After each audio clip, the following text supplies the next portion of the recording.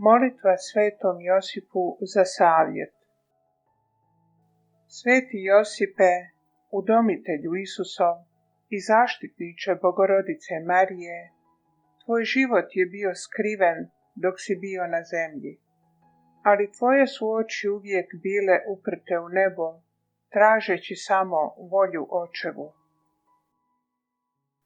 Molim te, veliki sveče, budi moj savjetnik, budi moj opskrbljivač, budi mi otac u svim mojim potrebama, kako materijalno, tako i duhovno, tijekom mog putovanja kroz ovu dolinu suza.